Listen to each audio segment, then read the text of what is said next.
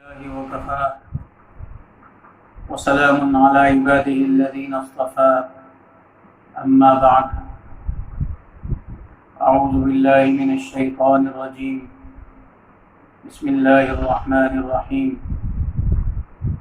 ولتكملوا العدة ولتكبروا الله على ما هداكم ولعلكم تشكرون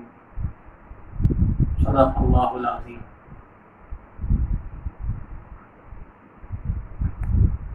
آج 29ویں تراویح پڑھی گئی ہے۔ اس میں بھی مختلف صورتوں کی تلاوت کی گئی ہے۔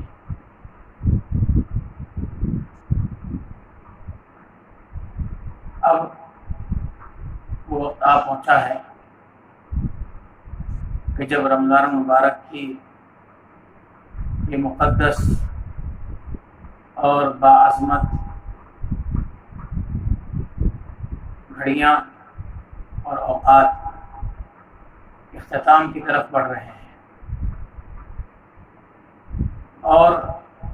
وہ وقت آیا چاہتا ہے کہ جس کو ہم عید سے تعبیر کرتے ہیں۔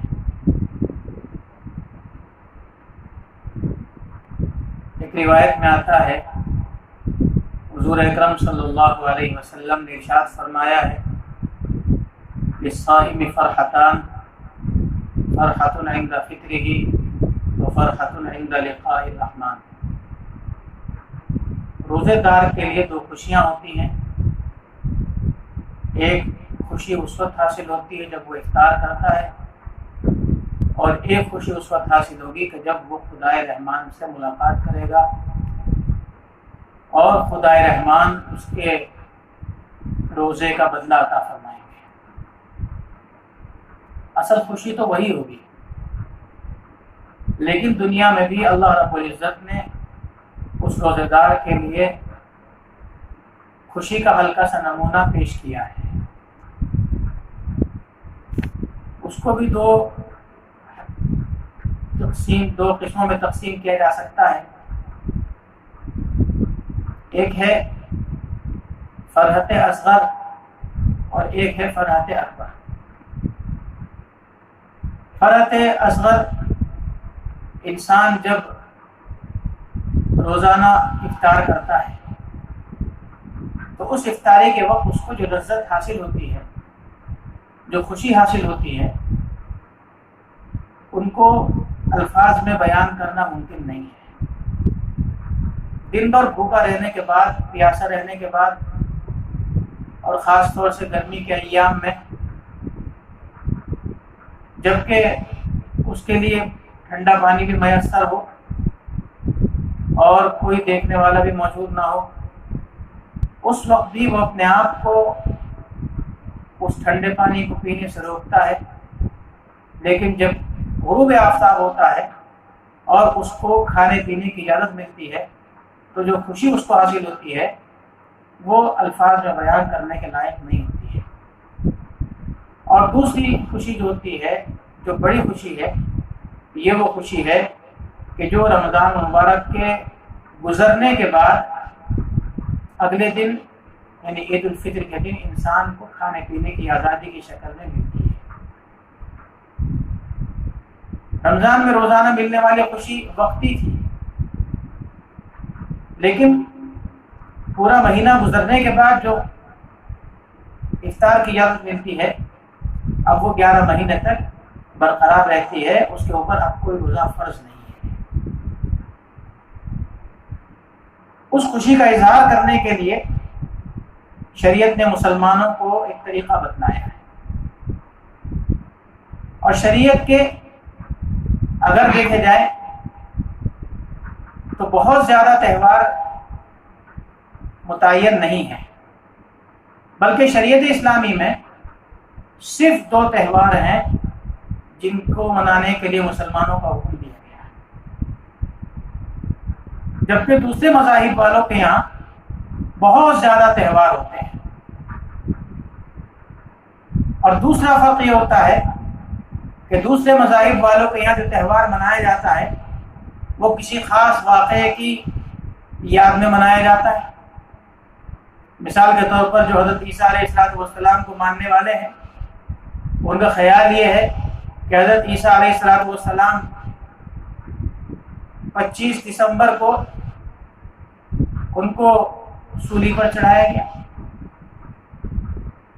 تو اس کی یاد مناتے ہیں۔ اور یہودی حضرت موسیٰ علیہ السلام کے بارے میں یہ سمجھتے ہیں کہ حضرت موسیٰ علیہ السلام کو فرعون اور اس کے لشکر سے اللہ تعالی نے جب نجات دی تھی تو اس کی یادگار میں وہ تہوار مناتے ہیں۔ لیکن اسلامی تاریخ اگرچہ بہت سارے واقعات سے بھری ہوئی ہے، مگر اسلام نے ان میں سے کسی بھی واقعے کو تہوار کی بنیاد نہیں بنایا۔ حضور اکرم صلی اللہ علیہ وسلم کی ولادت ہو یا حضور اکرم صلی اللہ علیہ وسلم کا مقام نبوت پر فائز ہونا ہو یا ہجرت کرنا ہو یا غزوہ بدر کے اندر، غزوہ احد کے اندر، غزوہ احزاب کے اندر مختلف مواقع پر ان کو فتوحات کا ملنا ہو یا پھر فتح مکہ کا ہونا ہو، یہ سارے واقعات اس لائق تھے کہ ان کو بنیاد بنایا جاتا، لیکن شریعت اسلامیہ نے اس کو بنیاد نہیں بنایا۔ یہ بتلانے کے لیے کہ اپنے اجداد کے کارناموں پر فخر کرنے کی ضرورت نہیں ہے، اگرچہ ان کے کارنامے بڑے قابل قدر ہیں، لیکن ان کے کارناموں سے آپ کو کوئی فائدہ حاصل ہونے والا نہیں ہے، بلکہ آپ کو اپنے اعمال کا خود جائزہ لینا چاہیے، اپنے اعمال کو سدھارنے کی، ان کو سنوارنے کی کوشش کرنی چاہیے۔ اس لیے تہوار کی بنیاد کسی ایسے واقعے کو نہیں بنایا جو ہوا اور ختم ہو گیا، بلکہ بنیاد بنایا اسی چیز کو جو ہمیشہ ہمیشہ چلنے والا ہے۔ اور یہ دو مواقع ہیں، ایک موقع ہے جس کو ہم عید الفطر کے نام سے جانتے ہیں۔ یہ تہوار انسان اس لیے مناتا ہے کہ ایک مہینے تک اللہ رب العزت کے حکم سے جو اس نے صبح صادق سے غروب آفتاب تک کھانے پینے سے اپنے آپ کو روکے رکھا ہے، اپنی مرضیات کو اللہ تعالیٰ کی مرضیات کے تابع بنا کر کے رکھا ہے، اللہ کے احکام کے مطابق اپنے آپ کو روک کر رکھا ہے، اور پھر اب یہ پابندی ختم ہوئی ہے تو بطور اظہار تشکر کے اللہ تعالیٰ نے یہ عید کا دن رکھا ہے۔ لیکن اس میں بھی یہ ضروری نہیں ہے کہ انسان اپنی منشا کے مطابق جو چاہے کرتا پھرے، بلکہ یہاں بھی شریعت اسلامیہ نے اس کو پابند کر دیا ہے کہ ہم جو طریقہ بتا رہے ہیں اسی طریقے پر تمہیں یہ تہوار منانا ہے، تمہیں کوئی ناچ گانا نہیں کرنا ہے، کوئی قوالی نہیں پڑھنی ہے جیسے دوسرے مذاہب کے اندر ہوتی ہے، بلکہ تمہیں اللہ رب العزت کے سامنے حاضر ہو کر کے اللہ کی بارگاہ میں سجدہ ریز ہو جانا ہے، نماز پڑھنی ہے، دو گانا ادا کرنا ہے، شکر ادا کرنا ہے اللہ تعالیٰ کا کہ اللہ تعالیٰ نے ہمیں اس کی توفیق دی کہ ہم روزے رکھ سکیں، قرآن کریم کی تلاوت کر سکیں، تراویح پڑھ سکیں۔ اور دوسرا موقع ہے عید الاضحیٰ کا۔ یہ در حقیقت شریعت اسلامیہ کے دوسرے اہم فرض حج کی ادائیگی کا شکریہ ہے۔ جن صاحب استطاعت مسلمانوں پر حج فرض ہے،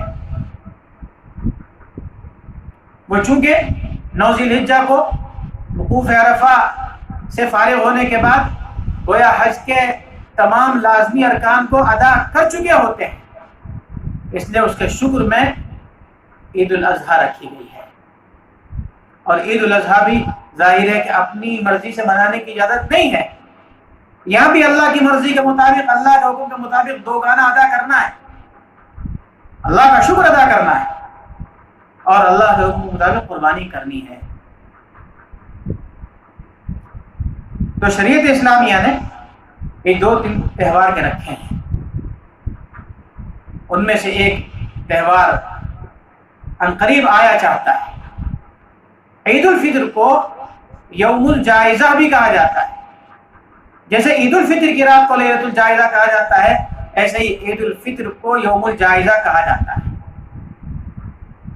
اس کے بارے میں بھی روایت میں آتا ہے، جناب نبی کریم صلی اللہ تعالی علیہ وسلم نے ارشاد فرمایا کہ جب رمضان مبارک کا مہینہ گزرنے کے بعد عید کا دن آتا ہے تو اللہ تعالیٰ اصحاب ایمان کی طرف اشارہ کرتے ہوئے فرشتوں پر فخر فرماتے ہیں، پوچھتے ہیں کہ اے میرے فرشتوں، یہ بتاؤ کہ جو بندہ، جو مزدور اپنی مزدوری پوری طور پر ادا کر دے اس کو کیا بدلہ ملنا چاہیے؟ تو فرشتے کہتے ہیں کہ اس کا بدلہ یہ ہے کہ اس کو پوری اجرت دے دی جائے۔ یہ سوال فرشتوں سے کیوں کیا جاتا ہے؟ وجہ اس کی ہے کہ جب اللہ تعالیٰ نے حضرت آدم علیہ السلام کی تخلیق کا ارادہ فرمایا تو فرشتوں کے سامنے اللہ تعالیٰ نے اس ارادے کا اظہار بھی فرما دیا، انی جاعل فی الارض خلیفہ، میں زمین کے اندر اپنا نائب بنانے والا، اور اس نائب کے جو اولاد ہوں گے، ان کی جو ذریت ہوگی، ان کے اعمال کیسے ہوں گے وہ بھی فرشتوں کو بتلا دیے۔ تو اس میں فرشتوں نے عرض کیا اتجعل فیہا من یفسد فیہا ویسفک الدماء ونحن نسبح بحمدک ونقدس لک، کیا آپ زمین کے اندر ایسے کو نائب بنانا چاہتے ہیں جو وہاں جا کر فساد مچائے گا، خوریزی کرے گا، حالانکہ ہم آپ کی تسبیح و تقدیس کرتے رہتے ہیں، آپ کی پاکی بیان کرتے ہیں، آپ کی تسبیح پڑھتے ہیں، آپ کا ذکر کرتے ہیں۔ تو اللہ تعالیٰ نے فرمایا تھا انی اعلم ما لا تعلمون، میں جانتا ہوں وہ تم نہیں جانتے ہو۔